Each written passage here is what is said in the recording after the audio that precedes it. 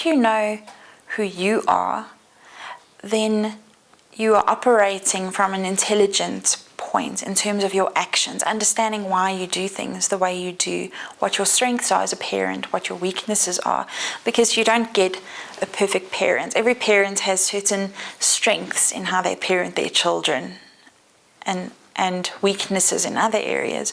So I would say know thyself is what I would say, and then look out for certain behaviors in your child that give you clues, sort of like finding pebbles in a river. Look for clues that tell you what your child's inborn strengths are. The first category of temperament that we talk about is introversion versus extroversion.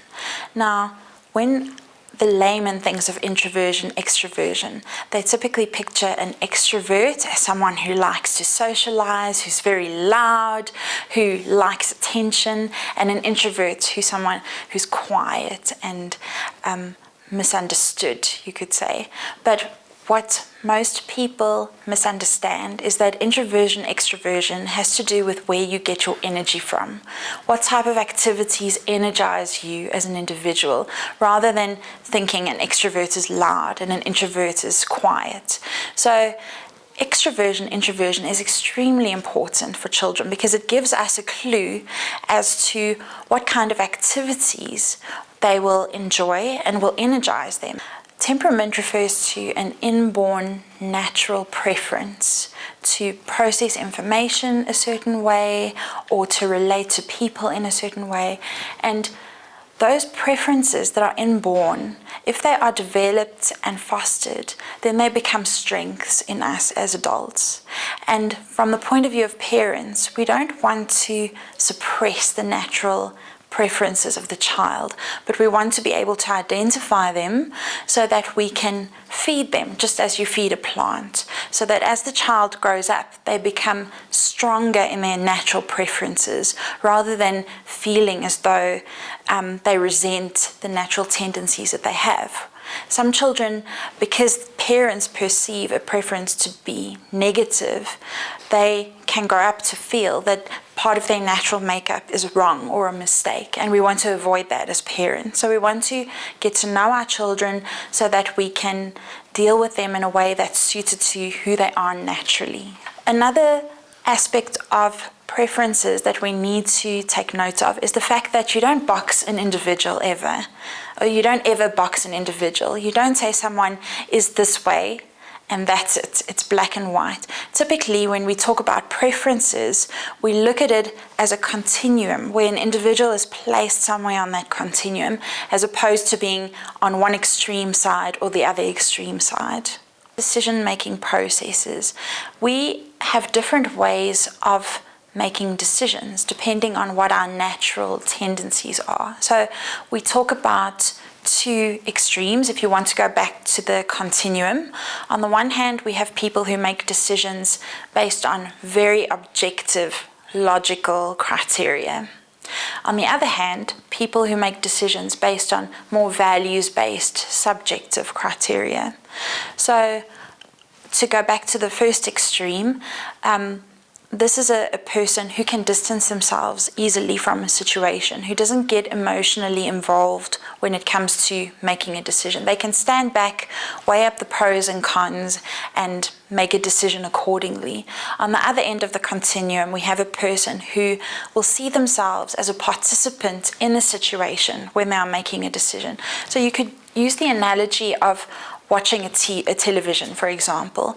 On the one side, the person who's more the thinking person, the logical reasoner, will distance themselves from what they are watching and be able to make a decision based on themselves separate from what's going on. The other one, the more feeling, relationship-oriented person, will see themselves as a player in the movie they are watching when they make decisions. So even if they are in a conflict situation that has nothing to do with them, they will feel as though they are involved in some way.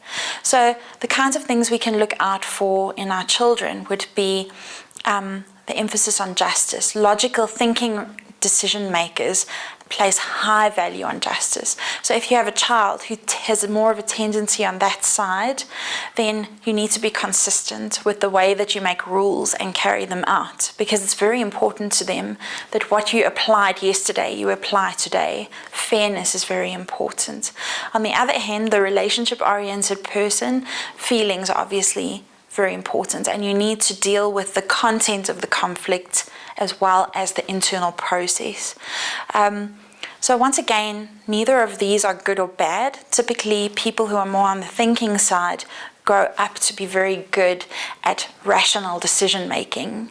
The relationship-oriented people tend to be very good at accommodating relational aspects of conflict in order to make decisions, or relational aspects of a situation in order to make decisions.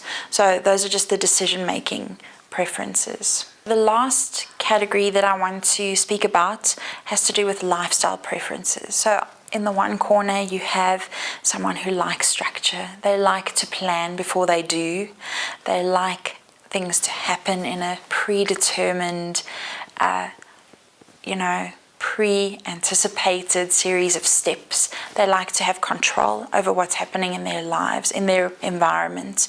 In the other corner, we have the go with the flow type of person who tends to be more happy to go with the flow, not knowing exactly what's going to happen. So you can just think of your own personal life and how you like to manage your work life, your holidays.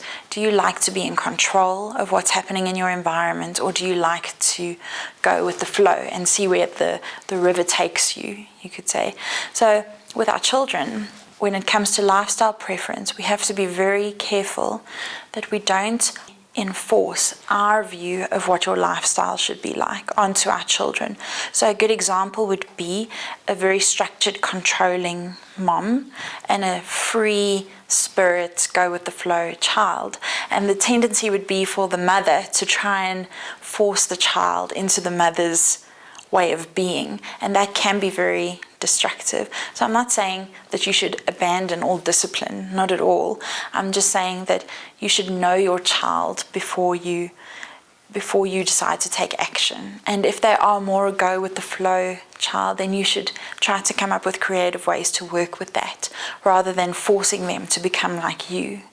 How do different people process information? So once again, we have a continuum. On the one side, we have people who we call them sensors, people who very much live in the here and now, people who are realistic, detail-oriented. It's about what's happening here and now in the real world. So these people take in information by way of the 5 senses. How can we tell somebody is more a sensor? It's someone who's more concerned with if something is realistic. In a child, detail orientation is something that you would look for to tell if they're a sensor. So they would be engage in more realistic type of play and be interested in the details of what they're seeing rather than the bigger picture. On the other end, we have intuitives who process information by means of a 6th sense or an intuitive sense. So they are more concerned with the bigger picture, with what they can't necessarily see yet, the future, what's ideal, the world of ideas. So once again, we could look for a child that's more concerned with the bigger picture, more concerned with typically more imagining something that could be rather than something that isn't.